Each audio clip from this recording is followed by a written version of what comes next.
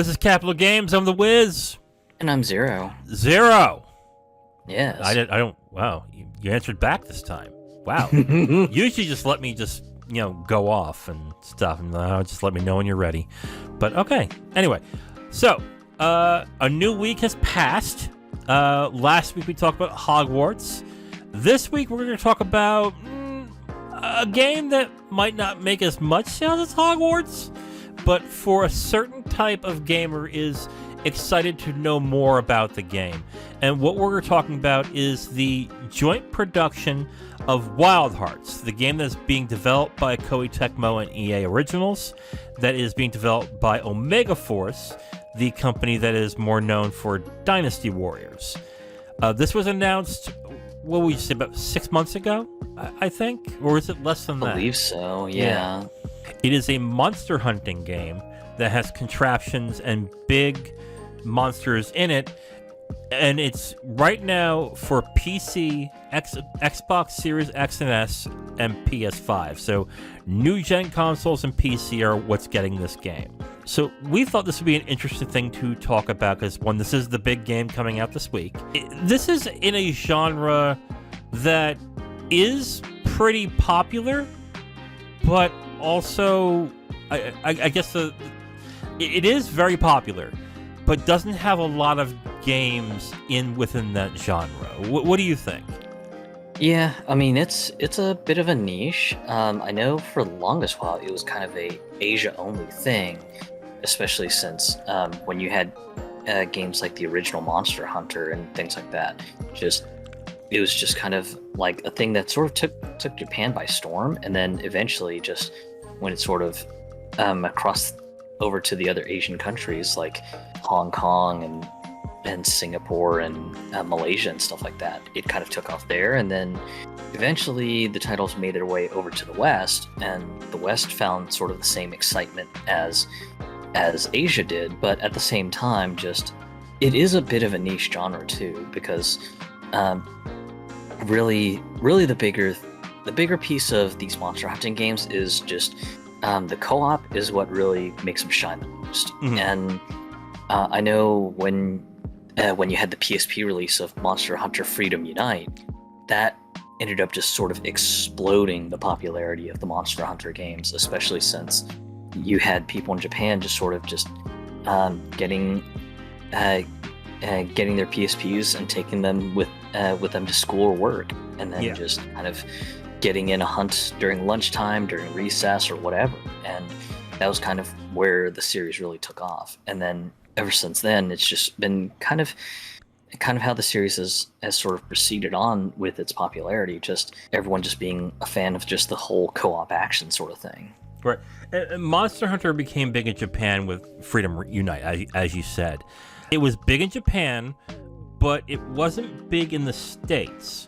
It was considered a niche game that sold okay to middling to a certain extent until it became an internet-based game, which I think started with Monster Hunter Tri, correct? Yeah. Right. So when they started doing hunts on the internet, which started with the Wii version of Monster Hunter Tri, the sales and the popularity started growing little by little in the States when it came to Monster Hunter. But even though it wasn't big in the States, it was still a big brand because the Asian markets loved this game and would sing its praises all the time. And it wasn't until World where it really blew up in the States and people started really paying attention to and liking Monster Hunter, in the States especially. Now Monster Hunter is such a big game that it is the biggest franchise that Capcom has sales-wise, period, amongst all its franchises. In that aspect, the monster hunting genre is a big genre of games that makes a lot of money for one company. This leads to, I guess, a couple of questions that I would have too. We're gonna skip Monster Hunter sales, okay? Because I think comparing this to the success of Monster Hunter would be very unfair. I don't think it will come anywhere near Monster Hunter. Do you agree? Yeah, especially since I know that some of the previews have expressed the excitement on the whole trap and movement building stuff with the karakuri, which is what they're calling the devices and everything. I mean, it looks neat, but it's one thing to look neat, but the bigger part is going to be how does it really actually feel when you actually put those mechanics together while you're trying to fight off a monster or trying to hunt and locate it and everything.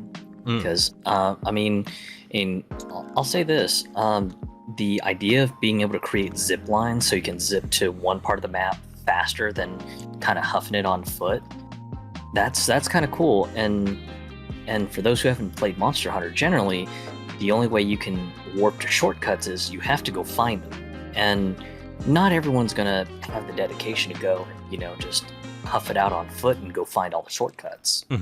So I mean that kind of stuff is neat, but really just my curiosity is going to be just how does it actually feel in practice? Yeah, and the other Monster Hunter hunting games do traversal in different ways too.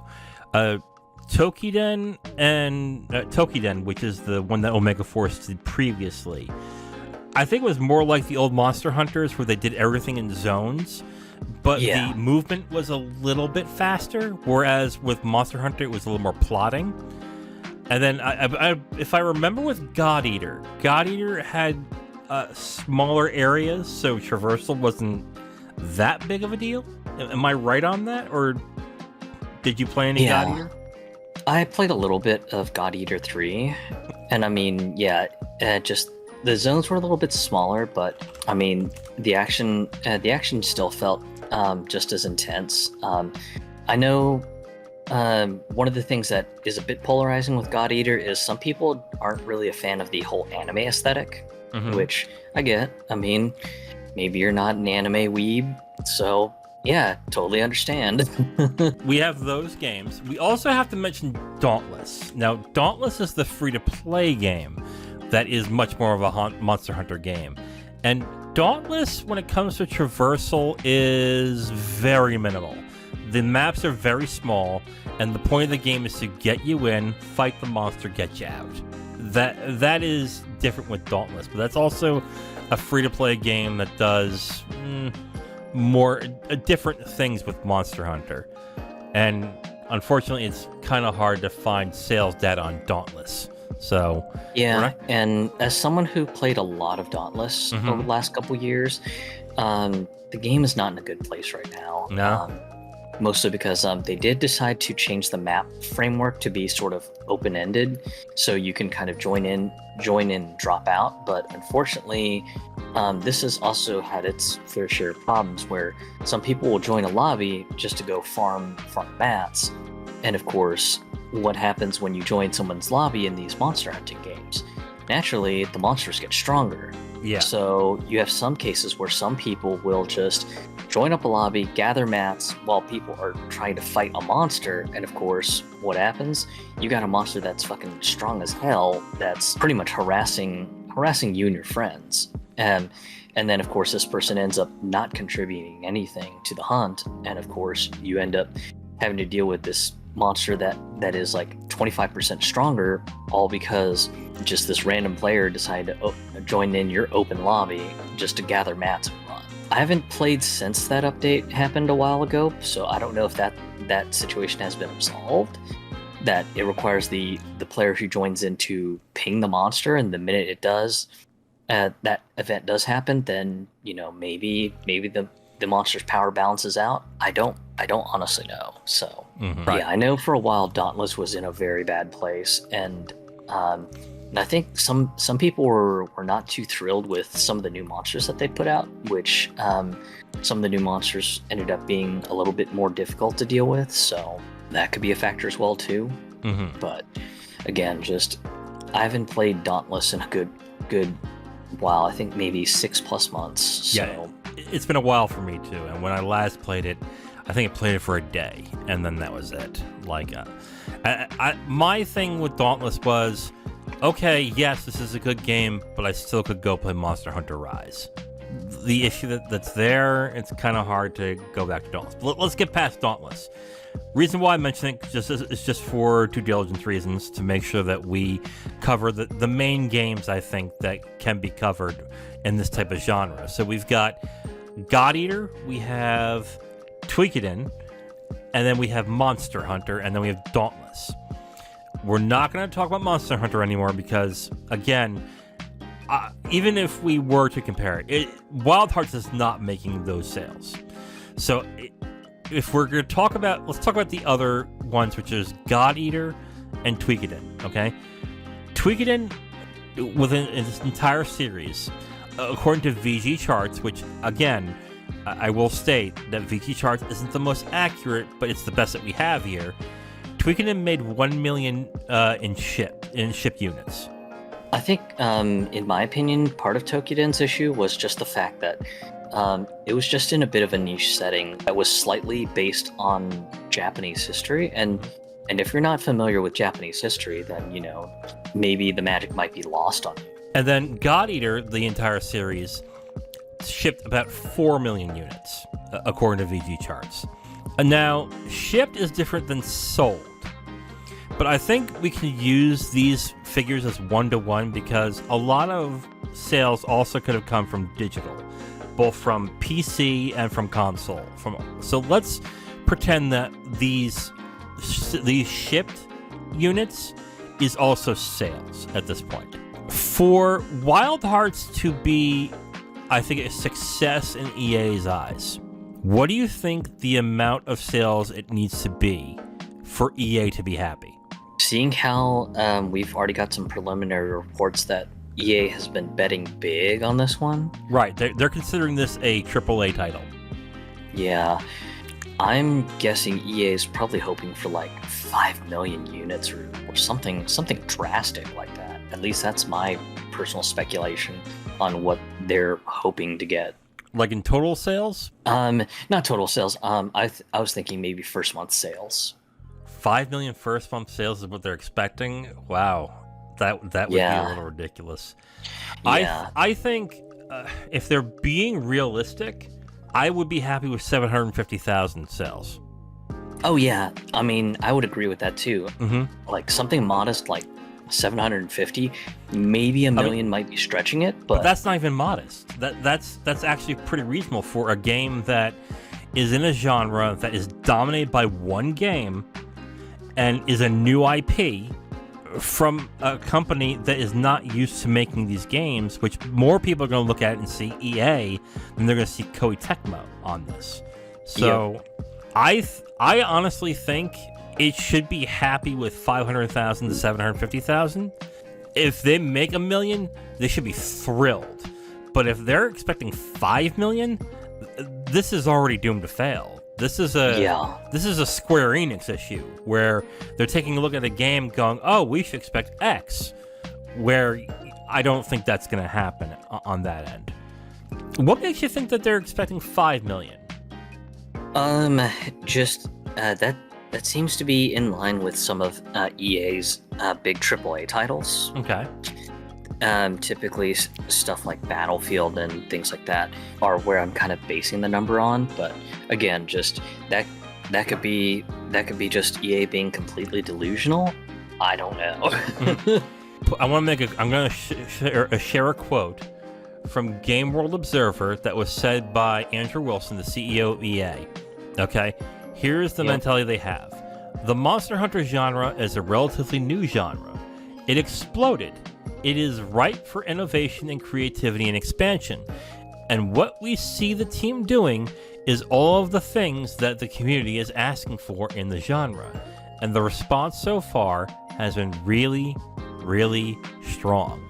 First off, let me ask you, when you hear that quote, do you believe what Andrew Wilson is saying? It's a bold statement for Andrew Wilson to claim, but yeah, just I'm not so sure that it's going to be as easy as it sounds, because he makes it sound like, you know, hey, just people have been wanting this and this is what they need people want innovation, and yeah, I mean those are perfectly fair thoughts to have. But at the same time, my take on it is more just, yeah, sure, innovation's good, but just big question is, will the innovations be substantial enough to matter? Because if not, then it could be like the best thing ever, and no one may care. Here's the thing: I don't think he's correct on any of these quotes.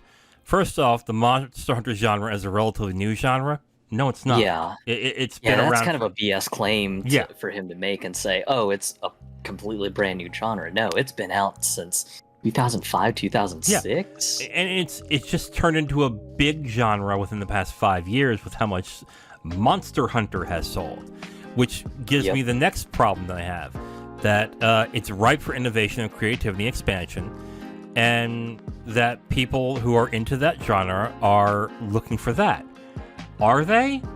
I think they're looking for more Monster Hunter. I don't think they're looking for another game that's like Monster Hunter. I think this is one of these genres that if the main game dies, the whole genre dies with it. I do not think this is a genre that it can really withstand a lot of competition. I think you have the 800-pound gorilla that is Monster Hunter, and then the rest of them might be small, niche-y titles that can be made for a relatively decent amount of money and make a relatively decent amount of money back. But I don't think this is a genre that can withstand to have a second big game that I think EA is thinking this is going to be. I don't see this being the Monster Hunter fans have been asking for more innovation in Monster Hunter. I have not heard from anybody who are Monster Hunter fans that have been saying, I wish Monster Hunter is more innovative. No, what they ask for is different types of Monster Hunter. Maybe I'm wrong, maybe you can point me to the right direction here, but when I hear people complaining about things with Monster Hunter, it's more or less, why isn't it on X console? Why can't I play with other people on other consoles or on PC? Yeah. That's what I hear. Yeah, really the big complaints, and let's use a contemporary example, Monster Hunter Rise. Mm-hmm. Right now, it's out on everything. And, of course, the one question a lot of people who had ignored it when it was just a Switch and PC title was, will I be able to cross-play with some of my friends on either PC or Switch? And, of course, the answer from Capcom has been a resounding no. Mm-hmm. I mean, could they possibly change in the future? Yeah, who knows? I mean, that's all up to Capcom, but I mean, that's one innovation I hear many people gripe about. So I haven't looked too hard into Wild Hearts to see if crossplay is going to be a thing, but I mean, I imagine that could be a great reason to market the game to people. So that's certainly a thought too. But as far as like systems and stuff like that, Capcom has fine-tuned the formula so well, especially with using some of the lessons that they learned in Monster Hunter World, and then kind of blending some of the stuff that was seen in Monster Hunter Generations, and sort of blending the two together, and that's what we have with Monster Hunter Rise, and the foundation is just rock solid. And the only innovation I can really think of is maybe crossplay is the thing that everyone gripes about, but saying that, the genre could use some sort of like a complete revamp, that's kind of a bold claim that is going to be really interesting to see if they can substantiate, especially just with making such a claim that people are clamoring for innovations. Right. And this is, of course, from the stockholder meeting. So they're trying to get their stockholders aboard to put more money in the company, or to make them feel comfortable keeping the money in the company. So there's a little bit of blowing smoke up the ass. The other problem that I would have saw too, like if Monster Hunter Rise was not on the next-gen consoles, I would say, okay, there is a chance for this to make more sales, but they just released Rise on those consoles. So now the advantage that Wild Hearts had is pretty much gone at this point. So you have, for Wild Hearts to make the sales that EA thinks it's going to make, it has to have some wild innovations. And I mean, it has to change the game. It has to change the way that these games are made, where people will think of Monster Hunter and Wild Hearts in like 1A and 1B. Nothing that I have seen thus far has made me think that. And the reviews in progress that we've read as well have not stated that either. My fear on this one is this is going to be a dud. And this is going to be something that will disappoint in sales. It might get a small audience who does enjoy it and likes it very much. But I don't think this is going to be what I think you're thinking is going to be a AAA bestseller, which I think you're right is about 5 million is what EA is asking for. I don't think it hits 1 million. I think that's where I'm thinking. Like, I don't think it hits 1 million at all until and I'm a bit skeptical of them betting so big on it because just you're competing against one of the biggest Goliaths in the monster hunting genre, and literally, like you said, it came out on 9th gen just a few weeks ago, and that's just going to be hard. I mean, it would be kind of muscling in on Capcom's turf, and when Capcom has had years to perfect this, I just don't see the AAA sales. I mean, maybe they're hoping for maybe 5 million-ish long term. I don't know. I'm just really, really skeptical of just them trying to see it in that sort of light. I mean, and good on them for dreaming big, but I just am not really sure that the rubber's going to meet the road on this one. For it to make 5 million, it has to have like god amazing reviews. The word of mouth has to be fantastic, and then after all that, it would have to drop its price in order to get like 5 million in sales. I do not see them making 5 million sales at the end of the year. I don't even think it's going to make 1 million sales by the end of the year. I think at most by end of year, between 500,000 and 750,000, if they're lucky. I don't even think it makes that, to be absolutely honest. I think this will be a game that will have good reviews, good word of mouth. People who are into the monster hunting genre, like really into it, are going to play it. They're going to really like it, and that's it. This will be one of these games we're going to watch YouTube videos about Xbox Series X and PS5 games that are hidden gems that no one played, no one bought, but are actually really good that you should try. And I think that's what this game turns into. I think this will be, I guess, it will be a cult classic, but that's not what you want out of a AAA game. You don't want it to be like, oh, people love it, but no one bought it. And I think that's what's going to happen with this game. Especially with Monster Hunter Rise coming out with its expansion. Because now you have, 70, 80, 90 hours worth of content there?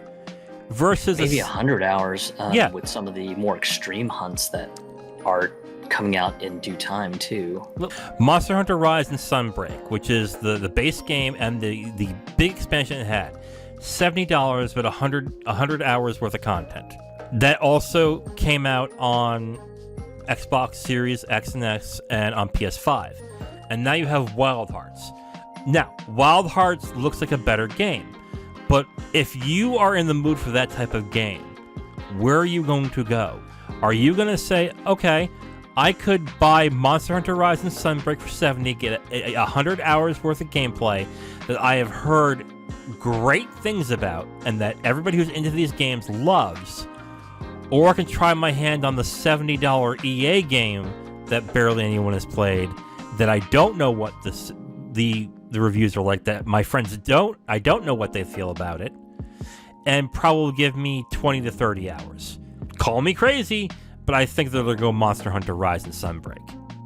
Yeah, I mean, Monster Hunter Rise has already gotten an established base of fans.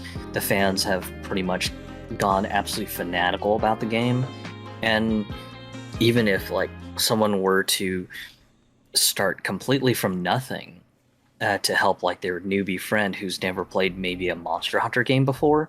Because it's got an established history, it's going to be a much more easier swallow for this person who has maybe never played a Monster Hunter game to be able to talk to their friend who's maybe played many Monster Hunter games in the past several years. Because they're just going to say, oh yeah, I played this, I've done this hunt, I've done that hunt, I know how most of the mechanics work, and it's just going to be a much easier sell to get someone on board who has already had some time established on one of the previous games. And EA is not a company that can look at something and go, we have a good foundation for maybe a type of game or a game series that could do better as time goes on. With them, Andrew Wilson basically saying this is a AAA game, we expect these AAA we have these expectations for this game, is basically they have to make the money now or it's not happening again. Yeah.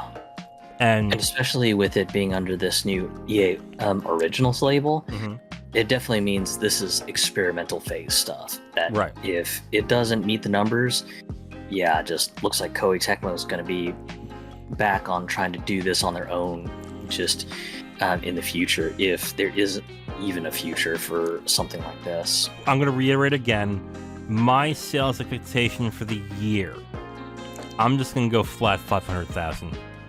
I think that's the max it will hit. If the word of mouth gets really good, 750,000. But I think 500,000 is probably where it lands. What do you think? Yeah, 500,000 I would most definitely agree with. Maybe if they're lucky, maybe it breaks 1 million, but even then, that's going to all be dependent on luck and circumstance. Right. I do think that it will make more by the time that the sales are done with this game. Let's say a few years from now, it might reach over 1 million, but that's like 2 or 3 years time. And if they decide to do an expansion, maybe that will drive sales a little bit more. But I don't think it even goes that far. I think they're going to do this base game, and if it doesn't sell well, any other development they had in the pipeline for it gets canceled. And then that's it. It's done. I will clarify to anyone who thinks I am biased to Monster Hunter. Well, I will be completely clear. I do love Monster Hunter. I also do love seeing competition in the market. Oh, definitely. And I'm just not sure that this pie-in-the-sky dream that they're shooting for is realistic. And that's where I personally have my concerns with them aiming as high as they are. I mean, it's definitely great to have aspirations. I have no problem with that, but just at the same time, you got to be reasonable. Yeah, no, I agree. The sales expectations for this is a little off skew. Well, not a little off skew, very off skew when it comes to EA on this. I unfortunately have accepted money from Capcom when it comes to Monster Hunter, so I am not to be trusted. I am wearing my money hat right now, and I am eating a bag of Doritos as we talk. So going full Doritos, Pope. Yeah, baby. Yeah, but no, I'm a fan of Monster Hunter as well, and I agree with you. I want more competition. I want to see more of these types of games. I just don't think that a AAA version of this specific genre right now is a good idea. I think if you want to build one of those game, like, I'll put it this way. If Bandai Namco took God Eater, blew it up, and I mean blew it up into something bigger, where its fan base is getting really excited, and then they want to add more marketing onto that game, that might not be such a bad idea. But we're also talking about genre that has an established big 800-pound gorilla that other competition doesn't even come close to, on top of it being a new IP, and on top of it being in a company that no one really associates with that type of genre. So you have all these things against it, and it's still expecting 5 million or around that for sales? I don't think so. That's not happening. Well, that is it for this episode of Capital Games. We'll have another episode throughout the week when the news starts picking up. Or, we'll come up with something to talk about. But on that note, that is it for this episode of Capital Games. I am The Wiz. And I'm Zero. And we'll talk to you next time. Bye. Thank you for checking out Capital Games, where we cover the business side of the video game industry. Please like, subscribe, and comment if you enjoyed the video. You can also subscribe to the podcast if you prefer to have it on your podcast feed. And check us out on our socials and email us if you have a question, comment, or suggestion. Thank you for watching and listening. We'll hear from you next time.